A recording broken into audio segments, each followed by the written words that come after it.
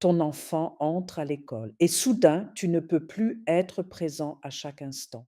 Tu ne sais pas toujours ce qui se passe. Tu ne peux pas résoudre immédiatement chaque difficulté.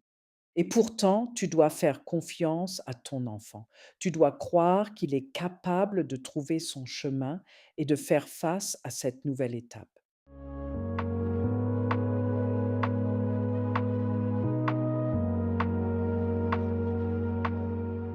Je suis heureuse de te retrouver sur mon podcast aujourd'hui. Les premiers jours d'école sont très excitants pour les enfants, mais ils le sont aussi pour les parents. Simplement, chez les adultes, cela se manifeste différemment. Nous observons tout avec beaucoup d'attention, nous comparons, nous réfléchissons énormément et parfois nous nous inquiétons bien plus que notre enfant. Bien sûr, les parents veulent faire les choses correctement. Mais c'est justement à ce moment-là qu'une chose peut se produire sans qu'ils s'en rendent compte.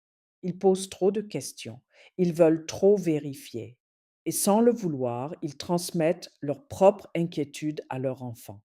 Pendant les premiers jours d'école, un enfant n'a pas besoin de parents qui cherchent à tout contrôler.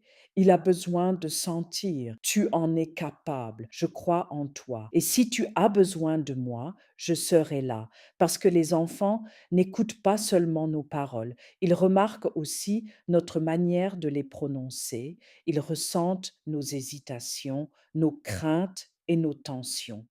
Lorsque nous leur disons le matin: «J'espère que la maîtresse sera gentille. On verra si tout se passe bien aujourd'hui».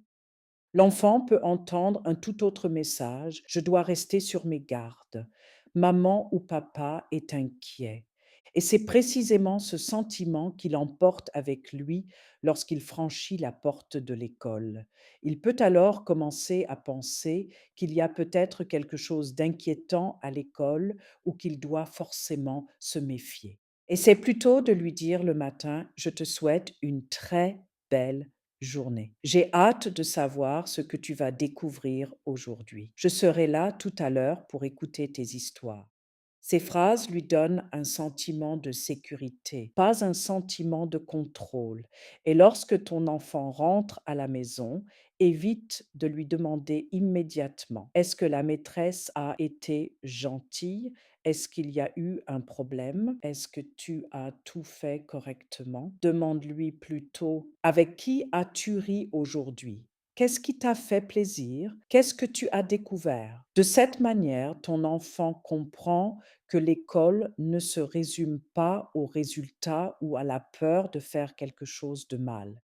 L'école, ce sont aussi des expériences, des rencontres, des découvertes et beaucoup de petits pas. Bien sûr, certains jours, ton enfant rentrera en disant: «La maîtresse a été méchante avec moi». Mais tu n'es pas obligé de juger immédiatement la situation. Tu peux commencer simplement par lui dire: «Raconte-moi ce qui s'est passé. Comment t'es-tu senti à ce moment-là?» Chaque difficulté n'est pas forcément un problème grave. Certaines situations représentent simplement une nouvelle expérience ou une étape à franchir. Et les enfants grandissent aussi à travers ces moments. Il y a encore une chose importante. Parle avec l'enseignant. Ne parle pas de l'enseignant derrière son dos et surtout ne le fais pas devant ton enfant. Ton enfant ne doit pas avoir l'impression qu'il doit choisir entre ses parents et son école. Il a besoin d'adultes qui sont capables de se parler directement, de s'écouter et de chercher des solutions ensemble. Une dernière chose, les premiers jours d'école ne déterminent pas tout le reste de la vie de ton enfant, mais ils peuvent influencer le sentiment avec lequel il franchira chaque matin la porte de son école.